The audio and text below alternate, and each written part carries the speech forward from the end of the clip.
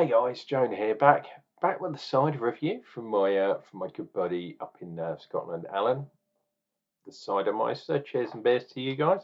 Now I'm doing them slightly out of order because I've re-looked at one that I did about a week ago, and I made a slight error, so I'm going to have to do an addition to that. But you will find out probably tomorrow if I can find some free video editing software that I can use. Yeah, a lot of people are asking what happened to the music on your videos and your intros and that kind of stuff. It's basically I've got a new computer, and I found out the software and all the intros and stuff that I used to use.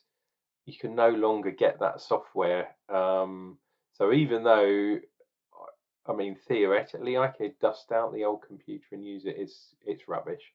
So all of that stuff's kind of lost. So I'll have to either buy some cutting edge software, or work something out. But anyway, I'm not worried about this. Anyway, today we have got another one of Alan's ciders, and this one is, I don't know if you can see there, it says CB, which I think, I was looking for a blue, but I think this means cider black, which means we've got some added raspberries. So it's a mixture of cookers and eaters with raspberries in there. The OG is 1048.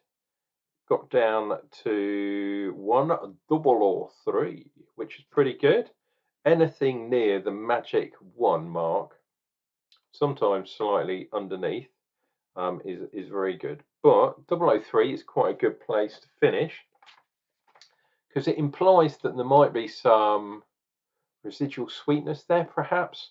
If you go really underneath 1, you get a really, really dry cider. I don't mind dry, I think, but I don't like sweet. I really don't like, if you get a cider, especially if you're getting a cider like this one with raspberries in, a commercial version, they tend to make it really sickly sweet.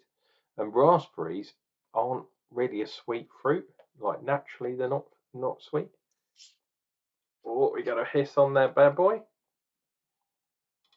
Oh, spoiling me. And look at that. This is kind of looks to me like a rosé cider, which you can get. Black Dabamet, I think it's called. Look, we got some the old Canterbury tasting glass, but we want to see that. Look at all those. Let me see if I can bang it on the table without breaking the glass. That usually works for me. How bad's it? Yeah, pretty good. Very, very clear. The glass is a tiny bit frosted because I've had this one in the fridge for a good couple of days now.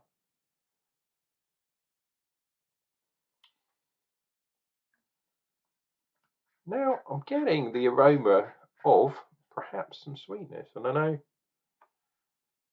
don't think, Alan, from what I can gather, and we've had a little bit of a back to forward on the messengers. I don't think he's back sweetened too much. He's definitely added some carbonation kind of sugar, as we'd say. Right, cheers, guys.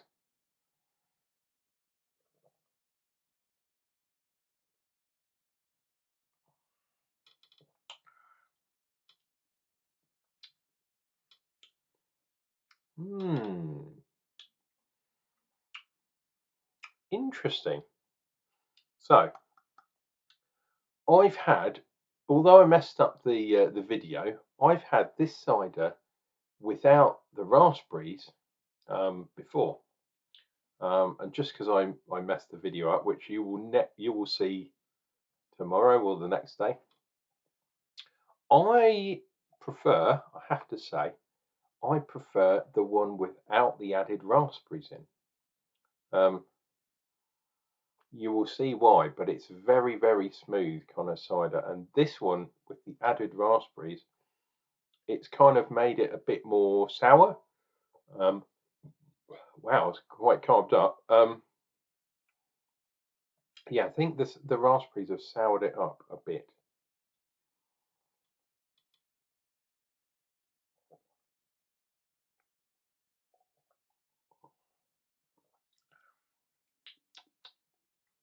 But not as much as the other one that I had. So I think the second one in was the one with lots of fruit in, and it was, yeah, it was. I think I described it as a sort of slow, kind of a slow gin or a slow cider. I've done anything by adding fruit. Um, you do not need very much fruit to add colour. I mean, this, look at the colour of that. It kind of, I think it looks a bit more pink for me, but definitely a rosé colour. Um, but the raspberries in this case have given that kind of bitterness. And I can say that it hasn't really given me too much of a raspberry kind of taste, if that makes sense. Really strange when you're dealing with fruit.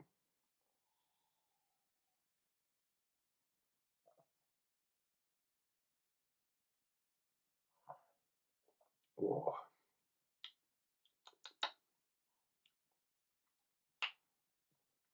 it's strange. As I'm going down the glass, it's getting sweeter. So my first taste was pretty sour. Now that sourness is kind of going.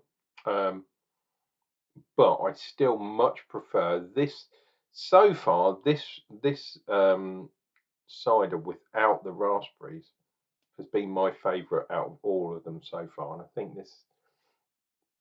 this is the third video, I think, but the fourth cider that I've tried. If that makes sense.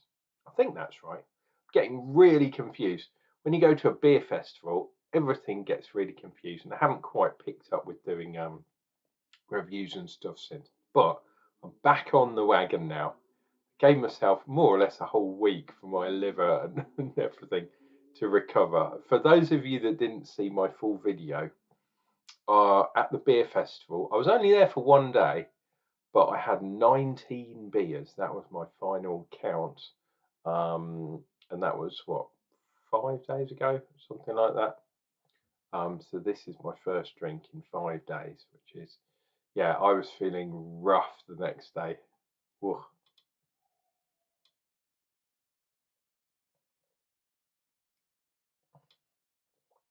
Anyway, guys, this has been another homebrew cider review from Cider Meister up in Scotland. Really, really nice cider, that one. As I say, I much prefer it without the, the berries, but you will see that video tomorrow, and you will see, you're probably scratching your head going, what the hell is he talking about? But I made a real mistake on that video. So we'll catch you tomorrow. Yeah, and I might even do another video, or I'll definitely have another cider tomorrow. Okay, cheers and ciders.